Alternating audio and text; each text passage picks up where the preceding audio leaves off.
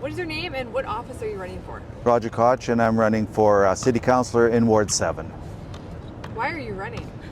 Well, this city's in chaos right now, and we need drastic changes, both fiscally, responsibly, accountability. All that's lacking right now in City Council. What is your most recent job? Oh boy, that's a good one when people ask me that. I've done so much. Presently, right now, I'm involved in a biotech company that has a world-renowned neurologist involved. We started this company in 2005. We have the #1 monoclonal antibody for Alzheimer's, and that's going to be forefront January, February next year when we show efficacy. Right now we have no side effects whatsoever, so it'll be the #1 cure for Alzheimer's in the world. Only took 21 years for that. Good for you. Congratulations. If you are elected, what would be your first priority to fix? Well, because I'm out in the West End, the first issue that we have to deal with is the low-cost housing proposal that they want to put in Wedgwood Park. We have to stop that. The second thing I have to stop is that this overspending. The budgets are just astronomical.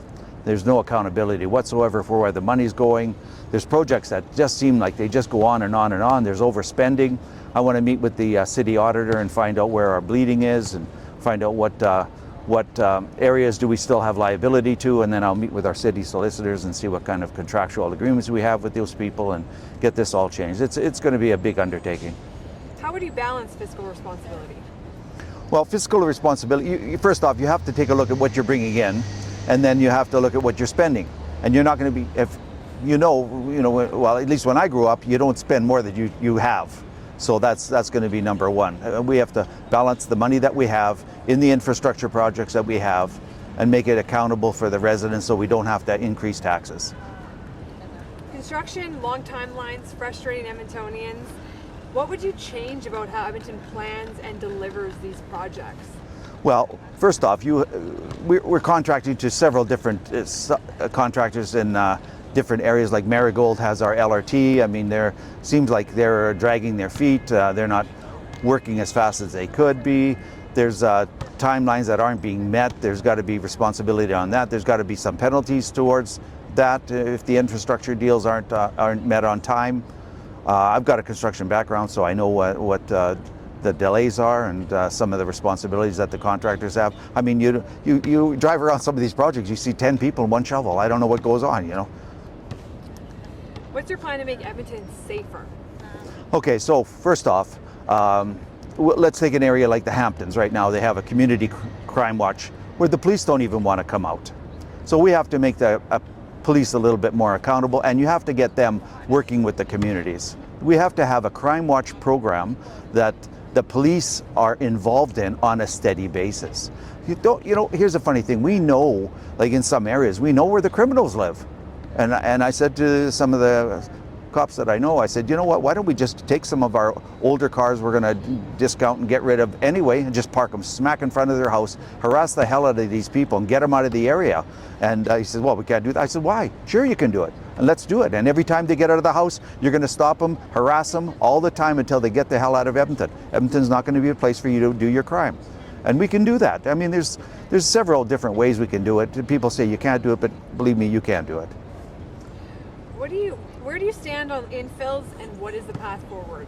Okay, so that's interesting. I want to repeal bylaw 2001, definitely. That should never have happened. I mean, you're having it was city administration that pushed this by city council, and they just rubber stamped it.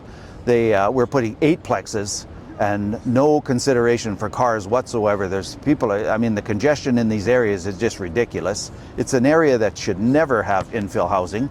I mean, if you want to put a duplex, fine. We've had duplexes before on 50-foot lots, but we've never had 8 plexes on 50-foot lots, nor 6 plexes, and that's just ridiculous with no consideration to the community whatsoever. It just degrades the community, brings the community down. What do you think of the province's relationship with the city, and how do you think it should be? Well, right now it's terrible, but I mean, that's going to change as of October 20. We get rid of this mayor. I mean, he doesn't have a good rapport with the province whatsoever. But I think that's going to change in a big way, depending on who we get as our mayor, of course, and what kind of inroads you can make with that. Nice, interesting thing is that one of my lawyers that I have many, but I have one that just became the MP for Edmonton Centre. So I was talking to her about economic development prior to her winning the election. She's the Minister for Economic Development for the Prairie Regions, so she's going to know that I'm going to be knocking on her door. So that's kind of a good end in that respect with the federal government anyway. What is your vision for Edmonton? I want to change Edmonton and not make it the second highest unemployed city in Canada, which it is right now. That's not an accolade that I think is, sits very well. I want us to make a hub for economics, for AI, for our students. I work with students in Ukraine. I work with students in the U of A, and I want to combine those students to develop AI technology. You can imagine, if you take a look at where did Uber come from, where did Skip the Dishes come from, where did DoorDash, I know where DoorDash came from, I know the people behind that one, and they made billions of dollars, not millions but billions. So I want the city to do that exact same thing. I want to start an economic free zone.